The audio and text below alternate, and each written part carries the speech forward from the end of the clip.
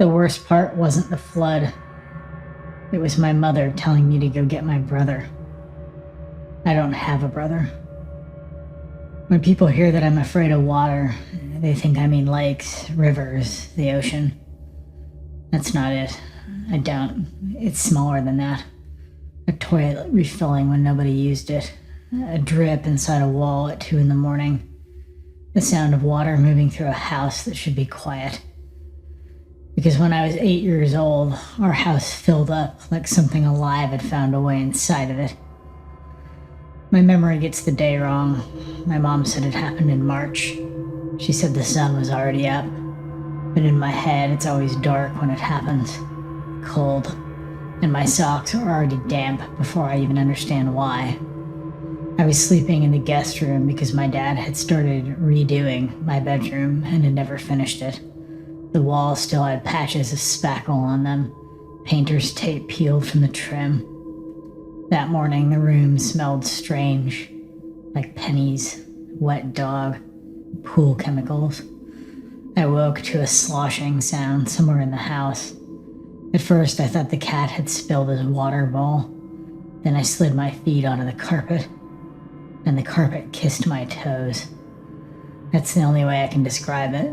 Cold and eager, wet on top, but still soft underneath, like it hadn't fully decided to give up yet. I looked down and saw dark stains spreading through the beige carpet around my feet. For a second, I thought I'd somehow caused it just by waking up. Then I heard the sound again, running water, not in my room, out in the hallway. Our hallway was long and narrow, lined with family photos and a mirror at the far end that made the space feel twice as deep. I hated that mirror because sometimes you'd catch your own reflection too fast and think someone else was standing there. When I opened my bedroom door, humid air rolled in. That was wrong immediately. Hallways aren't supposed to feel like bathrooms after a shower. The carpet outside was darker too, but only along the baseboards, like the water was trying to stay hidden. Tiny ripples moved through the fibers. I remember staring at one ripple and thinking carpet shouldn't move. I walked slowly toward the bathroom, and the sound got louder. Not just running water now, something deeper underneath it, like a gulping sound, like the house itself had a throat. The bathroom door stood open. I was almost positive it had been closed when I went to bed. The only light came from the window above the tub, turning the seashell wallpaper pale and sick-looking. And the water was coming from the toilet. Not overflowing from the bowl, but from underneath it, from the base, where it met the floor. Thin sheets of water slid outward across the tile and into the hallway. Tiny gray bubbles moved through it in clusters, clinging to grout lines like they wanted to stay there. I leaned closer. Inside the toilet and somewhere deep in the pipes, it sounded like something knocked, like hollow taps, like a spoon hitting metal. I whispered, "Mom," but my voice felt too small in that room. My parents' bedroom was across the hall. I knocked once, no answer. I opened the door. My mom rolled over instantly, like she hadn't really been asleep. "What is it?" she asked calmly. "The bathroom," I said. "The water." Then I noticed my dad wasn't in bed. The other side of the mattress looked flat and untouched. My mom got up quickly, stepped out into the hallway, and froze when her bare feet hit the carpet. The water had already reached their doorway. She looked down at it for too long. Then she touched the wall above the baseboard. The wallpaper rippled beneath her hand. At first I thought it was just wet. Then I saw it happen again. A bulge pushed outward from inside the wall, round and slow, like something pressing against skin. My mom pulled her hand away. Her palm was wet. Then she looked at me and said, "Go get your brother." I stared at her. I didn't have a brother. I had a 2-year-old sister. Even now, decades later, I can still hear how casually she said it, like it wasn't strange at all. I went into my sister's room. The carpet near the doorway was still dry, but the air smelled like sweater somehow. Warm milk left out for too long. My sister stood in the crib, chewing on the railing. Water sat inside the crib around her legs. Her stuffed rabbit floated beside her on its side. She wasn't crying. She actually smiled when she saw me. "Bath," she said happily. "No," I whispered. I picked her up and realized her pajamas were soaked through, heavy with water. When I held her up against my chest, cold spread through my shirt instantly. Back in the hallway, my mom knelt beside the bathroom floor, staring at the spreading water like she was trying to understand what it wanted. My sister leaned toward it, reaching. "Don't," my mom snapped. My sister laughed. Just a normal toddler laugh. It somehow made everything worse. And then the house groaned, a deep sound from somewhere underneath us. The floor vibrated slightly beneath my feet, and the water in the hallway rose. Not from pouring in, just like it lifted up through the carpet. The wet spread in every direction at once. My mom whispered, "Oh my God."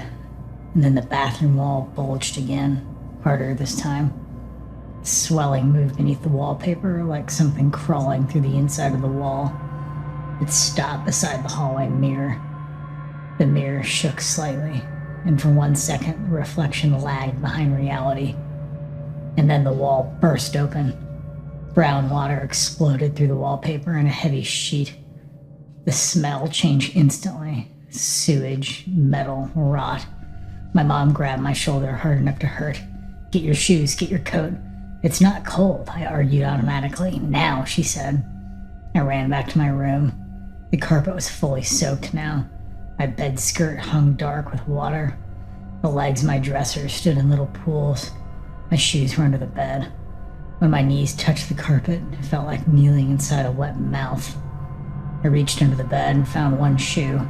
The other drifted slowly across the floor, turning gently in the water. For some reason, I remember thinking, it knows where to go. I know that sounds insane, but I remember thinking it. When I returned to the hallway, the water reached my mother's ankles. "Where's Dad?" I finally asked. My mom looked genuinely startled by the question. "I don't know," she whispered. "He was checking the basement last night." My stomach dropped. Even at 8 years old, I knew basements were the first place that water went. The basement door sat at the end of the hall, past the mirror, past the torn wallpaper, and past the spreading water. My mom shouted his name, but there was no answer. Then she opened the basement door. Cold air rushed upward. And not air exactly, more like a breath, wet and rotten and humid. And underneath it all came the sound of heavy sloshing, like someone walking through the deep water below us. My mother froze in the doorway. "What is it?" I asked quietly. "Don't look," she said, but I already was. I never saw my father. That's the fracture in the memory. The thing my mind keeps circling around like a missing tooth. What I saw instead were the basement stairs disappearing underwater. The bottom steps churned violently. Storage bins floated below, a mop bucket. Something white turned slowly in the weak current. The hanging light bulb swung overhead, and at the water's surface, right where the stairs disappeared, small bubbles rose steadily upward. Tiny little clusters, popping one after another, almost like breathing. My mom slammed the basement door shut so hard, it seemed like the whole house shook. And then she leaned her head quietly against the door. And finally, after a moment, said, "We're leaving." We escaped. That's the official ending. The one the adults prefer. Neighbors came outside, firefighters arrived. Insurance people examined it later with words like sewer backup and pipe failure and remediation. Words designed to turn terror into paperwork. But that isn't the part that stayed with me. What stayed with me was turning back at the front door and seeing our living room window. Behind the glass, the curtains started to drift upward, slowly. Not from wind, but from water. The lamp tipped sideways in slow motion. I saw a framed photo slide off the mantel into the flood, and my mother stood there clutching my sister too tightly, whispering, "It's okay," over and over again. Not to us, to herself. My mom insists my father came out through the back door later. She says he was soaked waist deep and furious and carrying a flashlight. Maybe he was, but in my memory, I never saw him leave that basement. There's only the breathing water. A few days later, we returned with an insurance adjuster. The house smelled like bleach and mold. Fans roared in every room. The carpet had been ripped out in long wet rolls that looked like dead animals. Drywall had been cut away 2 feet up from the floor, exposing the wooden studs like ribs. In the bathroom, the toilet was gone. Only a pipe remained, sticking from the floor. I stared at it for a long time. It looked like a throat with its tongue removed. The insurance man talked steadily about coverage and damages while my parents nodded like exhausted people trying to survive a conversation. But every footstep across the dry floor still sounded wet to me, like a sponge, and I kept waiting for the walls to move again. That's what people misunderstand about phobias. You're not afraid of the thing itself. You're afraid because your senses warned you once and turned out to be right. Even now, if I hear water moving where it shouldn't, my mind goes straight back to that hallway, to the wallpaper swelling, to the sound underneath the pipes, to the way a house can feel like it's making a decision. Sometimes I wake up in the middle of the night because a pipe ticks in the wall after the heat kicks on, and I'm instantly 8 years old all over again, sitting on the edge of a bed with my feet tucked up, listening to water move through a house that should be quiet, and I never go check. I just lie there waiting for the sound to tell me what it wants. Because the worst part wasn't the flood.